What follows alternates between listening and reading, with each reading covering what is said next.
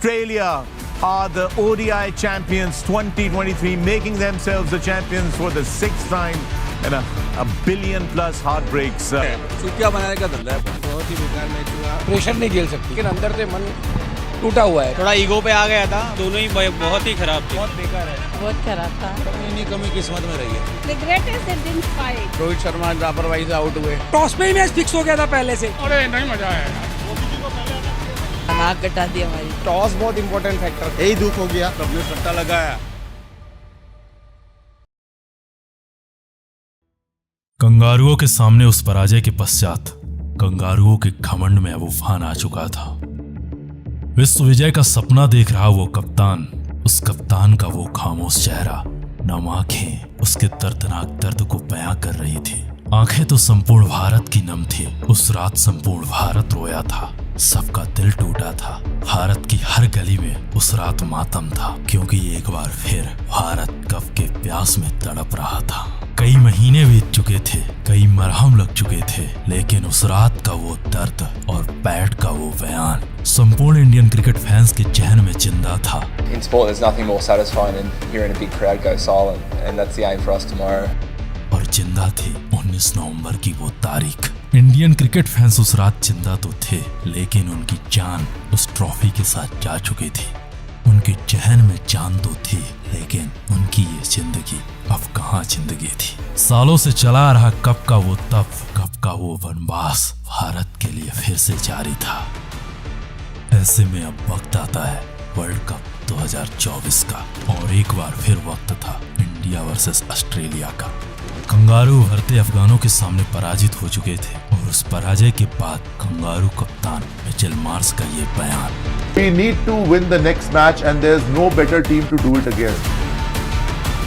उसके घमंड, उसके अभिमान को प्रकट कर रहा था। नमस्कार, आप देख रहे हैं द डॉक्यूमेंट्री का स्पेशल एपिसोड, द ऐतिहासिक revenge of captain hitman.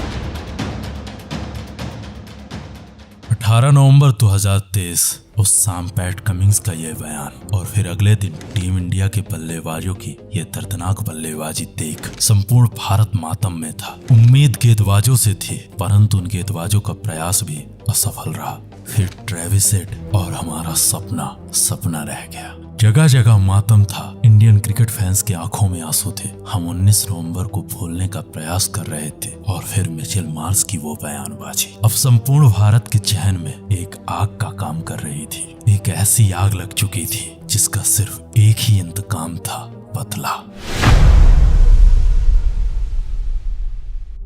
Kangaroo team India के सामने T20 वर्ल्ड कप के लिए पूरी तरह तैयार थे, और तैयार था उनका silencer, the man, the myth, the Pat Cummins.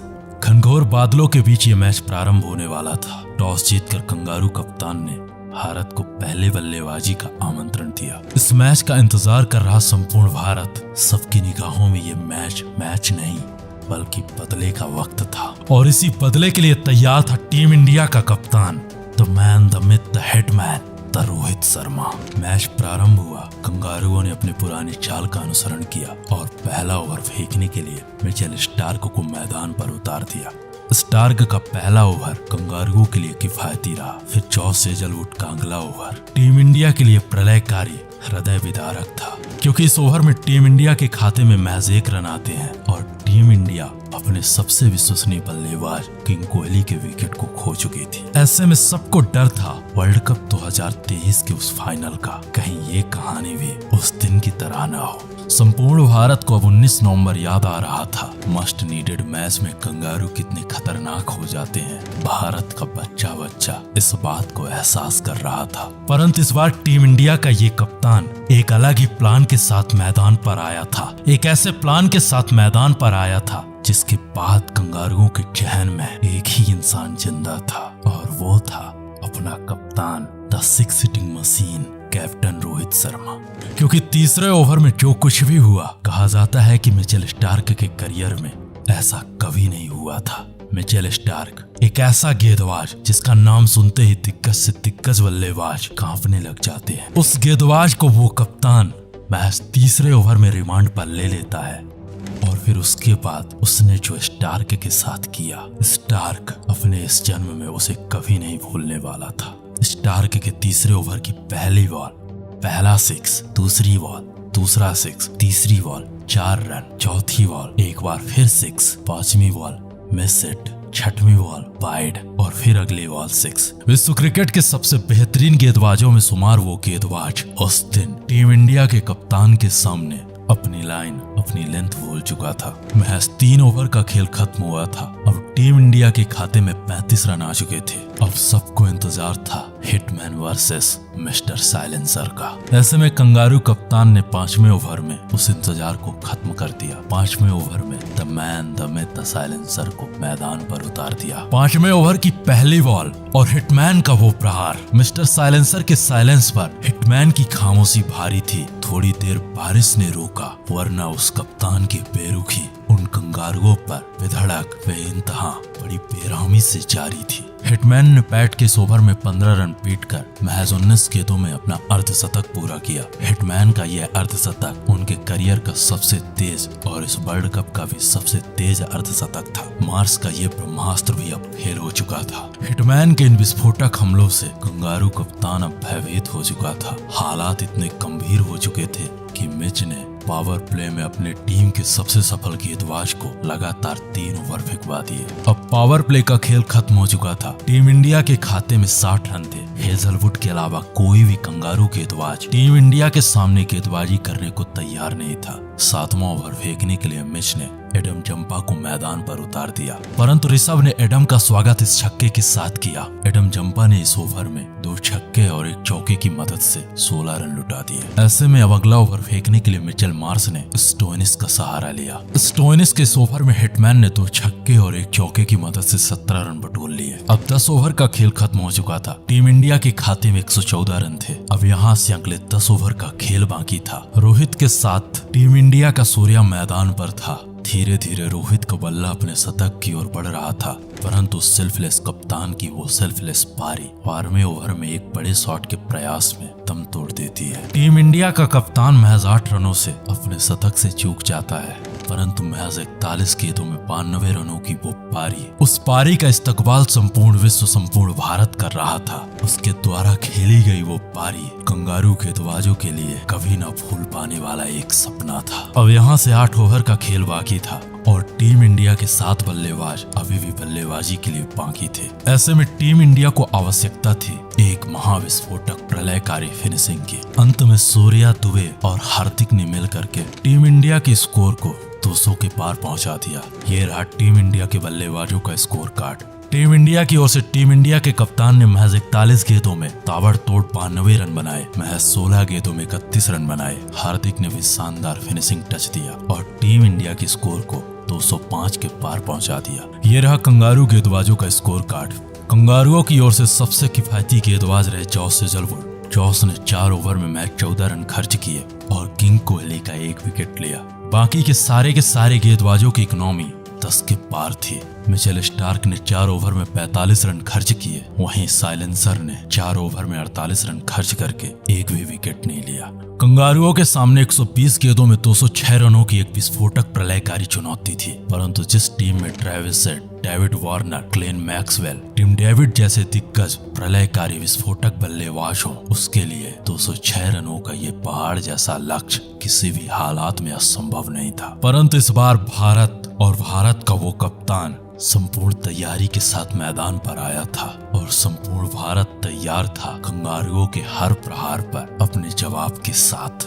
अर्श ने डेविड को पहले ओवर में आराम करने का आदेश दिया। अर्श का आदेश पाकर डेविड आराम की जगह रील शूट करने चले गए, परंतु टीम इंडिया का सरदर्द ट्रेविस हेड अभी भी कंगारुओं के लिए मैदान पर था और उसके रहते टीम इंडिया के लिए ये जीत आसान नहीं होने वाली थी। ट्रेविस हेड और मिचेल मार्स ने कंगारुओं की पारी को संभालने का प्रयास किया और उस प्रयास पर पंत का ये सहयोग संपूर्ण भारत के सहन शक्ति से बाहर था। पंत से बुमराह की इस बॉल पर मार्स का एक आसान सा कैच छिटक जाता है। कंगारुओं के ये विस्फोटक बल्लेबाज एक जीवन दान के पश्चात टीम इंडिया पर प्रहार करना प्रारंभ कर चुके थे। 6 ओवर की समाप्ति तक कंगारुओं के खाते में अब 65 रन आ चुके थे। ट्रेविस हेड अपसेट हो चुका था, वहीं मिचेल मार्श 18 गेंदों में 31 रन बना करके खेल रहा था। कंगारुओं को ये मैच जीतने के लिए अगली 84 गेंदों में 141 रनों की आवश्यकता थी, परंतु कुलदीप का 7वां ओवर किफायती रहा और कुलदीप ने अपने इस ओवर में मैच 4 रन लुटाए। परंतु दूसरे छोर से कंगारू बल्लेबाज टीम इंडिया के हर गेंदबाज से अपनी लगान अपने अंदाज में वसूल रहे थे। 9वें ओवर में कुलदीप ने एक बार फिर पलटवार किया और कंगारू कप्तान मार्श को आउट कर कंगारुओं को दूसरा बड़ा झटका दे दिया। अब यहाँ से यह मैच जीतने के लिए कंगारुओं को अगले 11 ओवर में 119 रनों की आवश्यकता थी।